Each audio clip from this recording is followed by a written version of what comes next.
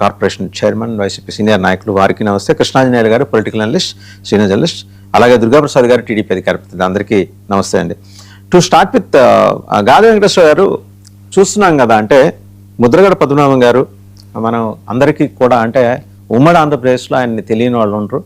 And నిఖార్సైన రాజకీయం చివరి వరకు నడిపారు. సరే, ఆయన కొన్ని పంతాలు పట్టింపులకు పోయి ఆయన వ్యవహరించిన తీరు పట్ల కొందరికి ఎవరికైనా అభ్యంతరాలు ఉండొచ్చు. బట్ వారు వెళ్ళిపోయిన తర్వాత వారికి సంబంధించిన సంస్మరణల సభల్లో చేస్తున్న వ్యాఖ్యలు అటు కూటమిలో అంతర్యుద్ధానికి దారి తీస్తున్నట్టుగా కనిపిస్తున్నాయి. అంటే అందులో ప్రత్యేకించి ఒకే పార్టీలో. సో జనసేన గమ్మునుండింది, వాళ్ళు ఏదో మీ నాయకులు ముందర నివాళులు అర్పించేస్తున్నారు, వెళ్ళిపోతున్నారు. బట్ వేరాజ్ బోండా ఉమ్మ గారు, అలాగే వారు మాట్లాడిన తర్వాత నెహ్రూ గారు, వీరిద్దరి మధ్యలో వర్మ గారు, ముందర అసలు బోండా ఉమ్మ ఆ సభలో ఏం మాట్లాడారు, తర్వాత నెహ్రూ ఏం మాట్లాడారు చూసి మీ దగ్గరకు వద్దామండి. 2019లో అధికార మార్పిడి జరిగిందని కూడా తెలియజేస్తా ఉన్నాం. మేము అధికారం కోల్పోయాం 2019లో.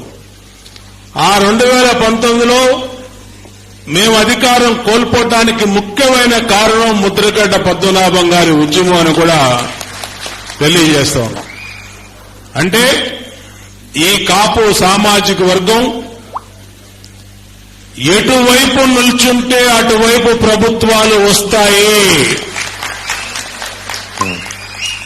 రాష్ట్రంలో 5 కోట్ల జనాభాలో 1 కోటి మంది పైగా ఉన్నటువంటి బలిజాస్, కాపు, తూర్పు కాపు, ఒంటరి ఈ సామాజిక వర్గాలు అధికారాన్ని డిసైడ్ చేస్తాయి.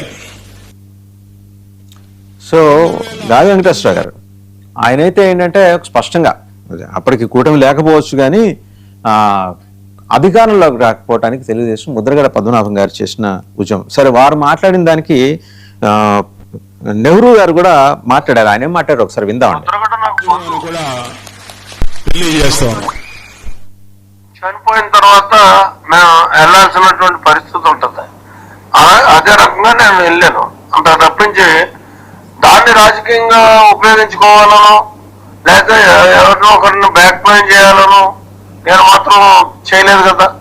కేవలం వెళ్ళాను, సంతాపం తెలియజేశాను, వచ్చాను. రైట్. సో అదండి నెహ్రూ గారు మాట్లాడిందేమో అది. నిజంగా అంటే ముద్రగడ పద్మనాభం గారు అంత ప్రజా జీవనాన్ని అంతగా ఇన్ఫ్లుయెన్స్ చేసిన పరిస్థితి ఉన్నప్పుడు వారిని విస్మరించిన వ్యవహారం ఈ రోజు ఎందుకు మాట్లాడుకోవాల్సి వస్తుంది? అంటే ఏమన్నా kind of repentance has been taking place in NDA alliance అని అనుకోవచ్చు ఆంధ్రప్రదేశ్లో? ముద్రగడ పట్ల ఒక అపరాధ భావంతో మేము వ్యవహరించాము, దానికి పశ్చాత్తాప ప్రకటన చేస్తున్నాము అని అనుకోవచ్చా? వారి వారి వ్యక్తిగత వ్యాఖ్యలుగా చూడాల్సి ఉంటుందా? పెద్దల కృష్ణాంజలి గారికి, దుర్గాప్రసాద్ గారికి, రాజశేఖర్ గారికి శుభోదయం. దీని గురించి నేనైతే అంతగా ఆలోచించవలసింది, అంతగా దీని మీద ఇష్యూలు చేయాల్సిన విషయం అయితే నేనైతే అనుకుంటున్నాను. ఎందుకంటే ముద్రగడ్డ గారు సరే, ఆయన వ్యక్తిత్వం ఏంటి, ఆయన ఎంతకాలం చేశాడు, ఏం చేశాడు అనేది ఒక ఆస్పెక్ట్ అయితే, నేనేమంటానంటే అసలు ఎందుకు చేశాడు, ఏం సాధించాడు అని కూడా నేను ఆలోచిస్తాను. ఇప్పుడు ఏమీ లేని దాని గురించి ఇవాళ ఇంతగా అనుకోవాల్సిన అవసరం కూడా లేదు. ఇప్పుడు ఏదైనా ఒక మనిషి ఒకటి సాధిస్తే ఎస్ ఈయన సాధించాడు, దీనివల్ల ఈ సెట్ ఆఫ్ పీపుల్కో లేదంటే ఈ ప్రాంతానికో దీనికో ఏదో ఉపయోగపడింది అని దాని గురించి స్మరించుకోవడం ఒక ఎత్తు. సక్సెస్ ఉంటేనే కదా ఇక్కడ ఏదో ఆలోచన ఉంటుంది. కానీ ఈయన సరే ఉద్యమాలు చేశాడు, ఏం చేశాడు, పార్టీలు మారాడు, ఎన్ని పార్టీల నుంచి ఎన్ని పార్టీలు పోయాడు ఏంటి అనేది చనిపోయిన తర్వాత దాని గురించి మనం అనుకోవడం కూడా అనవసరం. దాని గురించి నేను పెద్దగా మాట్లాడదలుచుకోవాలి. కాకపోతే ఈ సంస్మరణ సభలకు వెళ్ళిన దాంట్లో ఇంతగా దాని గురించి ఇంత యాగి చేసుకోవాలి, యాగి చేసుకుని దీని మీద మనం డిబేట్లు పెట్టుకోవాల్సి అంత అంశం అయితే కాదు నాకు తెలుసు. మరి ఎందుకు వీళ్ళు అందరూ పెద్దలే, అన్ని సీనియర్ పార్టీలే, దాని గురించి అంతగా ఎందుకు ఆలోచిస్తున్నారు నాకైతే అర్థం కాదు. ఇప్పుడు ఉమా గారు మాట్లాడతా కూడా చూడండి, టీడీపీ ఓడిపోయిందనే భావన కాకుండా మేము అంటే టీడీపీని ఆయన ఓన్ చేసుకున్నాడు. ఇక్కడ వచ్చిన మీటింగ్ ఏంటి, ముద్రగడ్డ గారిది దట్ కాపు సమాజ వర్గానికి సంబంధించింది. ఈయన ఒక కాపుగా వచ్చి అడ్రస్ చేయకూడదు. అంటే ఆయన ఏం అడ్రస్ చేశాడు, మేము వాడిపోయాము అంటే టీడీపీని అంతగా ఓన్ చేసుకున్నాడు ఆయన. అంతగా టీడీపీని ఓన్ చేసుకుని టీడీపీ గురించే మాట్లాడినప్పుడు అది ఆయన ఏదో కులం గురించి ఏదో మాట్లాడాడనే భావన మరి వాళ్ళు ఎందుకు ఫీల్ అయ్యారు. కానీ నేనైతే చెప్తున్నాను ఒకసారి మెల్ల క్లియర్ గా మేము వాడిపోయాం మేము దెబ్బతిన్నాం అనే మాట మాట్లాడారు. అంటే టీడీపీకి ఆయన అంతర్లీనంగా ఆయన నరనరంలో ఉండిపోయిందనే భావన కనిపిస్తుంది అక్కడ. ఈ కాపుల వల్ల ఏదో పోయింది టీడీపీ అనే భావన పోలా. అక్కడ ఆయన మాట్లాడిన మాటను కూడా అర్థం చేసుకోకుండానే మరి ఎందుకు దానికి అంత యాగి చేస్తాం నాకే అర్థం కాదు. నాకు ఆయన మాట్లాడిన దాంట్లో ఉదాహరణ చెప్తూ ఈ రకంగా అన్నాడు. దానికి వాళ్ళ అంతగా అవ్వాల్సిన విషయం అయితే కాదు. ఇంకోటి ఏంటంటే ఆయన ఏమి విస్మరించడము లేదా ఇంకోటి లేదు. ఎందుకు ఆయన నేనైతే ఏమంటానంటే ఎందుకు ఇదిగా కొలుసుకోవాలి, ఎందుకు విస్మరించాలి, రెండు లేదు దాంట్లో. ఆయన మేబీ కావచ్చు 4 సార్లు ఎమ్మెల్యే చేయొచ్చు, 2 సార్లు మంత్రి చేయొచ్చు, ఒకసారి ఎంపీ చేయొచ్చు, ఏదో ఉద్యమాలు చేయొచ్చు. కానీ అల్టిమేట్ గా ఏంటనేది చూస్తాం సార్. నిన్న కాక్రోచ్ జరిగింది, వాళ్ళు కూర్చున్నాడు, నిరాధ్యక్ష కూర్చున్నాడు, అక్కడ గేమ్ వేరు కదా. సింపుల్ గా ఒక ఉదాహరణ తీసుకుంటే కూర్చున్నాడు, ఆయన నిరాధ్యక్ష చేశాడు, వాళ్ళు అధ్యక్షులు చేశారు, సాధించారు. ముద్రగడ గారు ఏం సాధించలేదంటారు మీరు, అంతేనా మీరు అనేది? నేననేది అది మీరు చెప్పండి, పోనీ సాధించాను ఇక్కడ కూర్చున్నాడు అని చెప్పానండి. ఏముందంట ఏం లేదు కదా. జరుగుతుంది వాళ్ళు చేశాడు, నేను దాన్ని తప్పు పట్టదా దాన్ని కించపరచట్లా. అలాంటిది అయిపోయింది, ఆ శకం ముగిసిపోయింది. దాని గురించి కొద్దిగా మనం ఏదో చెప్పుకుని టప్పట్లు కొట్టుకోవటం లేదంటే కన్నీరు కట్టాల్సినంత విషయం కాదు అంట నేనైతే. మేబీ ఎవరికైనా ఇదేవాళ్ళకి కోపం వస్తే రావచ్చు, లేకపోతే బాధపడచ్చు. చూసుకోవాలి మనం ఏ యాంగిల్ దేనికి ఎట్లా చూసుకోవాలి ఒకసారి అర్థం చేసుకోవాలి. ఎందుకంటే ఏదో ఊరికి మాట్లాడేసేటం కాదు సార్. మనం మాట్లాడే ముందు మనం మాట్లాడే పదానికి అర్థం ఏంటో తెలుసుకోవాలి.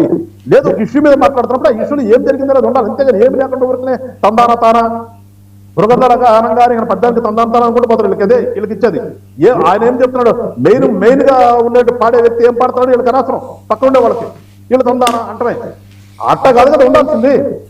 కొంచెం విశ్లేషణ చేసినప్పుడు కానీ, కొంచెం మాట్లాడేటప్పుడు కానీ ఏమి మాట్లాడుతున్నాం, ఎందుకు మాట్లాడుతున్నాం, ఏమి విశ్లేషిస్తున్నాం అనేది అయినా కొంచెం ఉండాలి. లేకుండా ఏదో మీరు ఒక ప్రస్తావన చేశారు వెంకటేశ్వర గారు. ముద్రగడ గారు పార్టీలు మారారు, ఒక నిమిషం, పార్టీలు మారారు, రకరకాల పార్టీలు మారారు, end of the day it did not achieve his goal. మీరు గుంటూరు ప్రాంతం వారే, ఎన్జీ రంగా గారు మనందరికీ ఆరాధనీయులు, గౌరవనీయులు అండ్ ప్రాతస్మరణీయులు. ఆయన రకరకాల పార్టీలు మారారు. అండ్ అలాగనే ఆయన ఇంటిగ్రిటీని ఈరోజు పార్టీలకు అతీతంగా ఎవరైనా క్వశ్చన్ చేస్తారండి? మరి ఆయన ఎన్ని పార్టీలు మారేట నాకైతే ఆయన గురించి నారాయణ రెడ్డి గారండి వ్యవస్థ గారు. మనిషి ఇంటిగ్రిటీ ఎప్పుడు కూడా ఒక నిజాయితీ మీద నిలబడి ఉంటుంది. అంతేగాని ఆయన ఉన్నాడు కాబట్టి, నేను ఎర్రగొన్నాను కాబట్టి నేను ఇదేనంటా పోయినా కానీ రైట్ అనుకుంటే ఎట్లా కుదురుతుంది? అది ఇంటిగ్రిటీ నేనైతే ఫీల్ అవుతాను. మరి మీరు ఫీల్ అవుతారు, నేనైతే ఫీల్ అవుతాను. నేను కంపారిజన్ తీసుకొస్తున్నా. ఎన్జీ రంగా గారు స్వతంత్ర పార్టీ అన్నారు, ప్రజా పార్టీ అన్నారు. అండ్ ఒక రాష్ట్రపతిగా రిటైర్ అవ్వాల్సిన ఎన్జీ రంగా గారు ఒక ఎంపీగా మాత్రమే ఆయన రిటైర్ అయ్యారు. అండ్ నిస్వార్థ జీవనం గడిపారు. రంగా గారు ఆయన పేరుతో మన యూనివర్సిటీ కూడా పెట్టుకున్నాం. సరే, కంపారిజన్ వచ్చేప్పటికి డిగ్రీస్ లెవెల్స్ వేరు కావచ్చు కాక పద్మనాభం గారిని వేలెత్తి చూపడానికి పార్టీలు మార్గం తప్పించి మీకు ఇంకేమైనా అంశాలు ఉన్నాయా? నేను ఇప్పుడు కూడా వేలెత్తి చూపాలి, అది కూడా చెప్తున్నా మీకు. నేను ఆయన వేలెత్తి చూపదలుచుకోలేదు కూడా ఆయన. నేను చెప్తుంది ఏంటంటే ఆయన చేసిన, మీరు చెప్తున్నారు కాబట్టి అలాంటి ఇంటిగ్రిటీ ఉన్నటువంటి వ్యక్తి అయిపోయింది. దాని గురించి మనం అంతగా మాట్లాడుకోవడానికి అంత సబ్జెక్ట్ కాదని నేను ఫీల్ అవుతున్నాను. నేను చెప్తున్నాను. రైట్. ఒకసారి వర్మ గారు ఏం మాట్లాడారో చూసి దుర్గాప్రసాద్ గారి దగ్గరికి వెళ్దాం. పిఠాపురం వర్మ గారు బోండా గారు మాట్లాడిన దానికి కౌంటర్ గా మాట్లాడారు. 2019 ఓటమికి కారణాలు ఏదైతే చెప్పారో బోండా గారు, అది ఆయన యొక్క వ్యక్తిగత అభిప్రాయం. నేను చెప్పింది ఏంటంటే, ఈవేళ నిజంగా నిస్వార్థంగా ఇచ్చిన మాట ప్రకారం కాపుల కోసం పనిచేసిన వ్యక్తి చంద్రబాబు నాయుడు గారు. కాపు రిజర్వేషన్లో ఉండండి, ఈడబ్ల్యూఎస్లోంచి కాపు కార్పొరేషన్ అవునండి, విదేశీ విద్య అవునండి, స్వయం ఉపాధి అవునండి, కాపు భవనాల నిర్మాణం అవునండి, ఇన్ని ఉన్నాయి. ఒకటి మీరు చెప్పుకోగలరా జగన్మోహన్ రెడ్డి గారు? లేదు. అల్టిమేట్గా ఏంటంటే పద్మనాభం గారు స్వర్గస్థులయ్యారు. ఆయన గురించి ఎవరో కూడా తప్పుగా మాట్లాడకూడదు. ఆయన ఆ కమ్యూనిటీ గురించి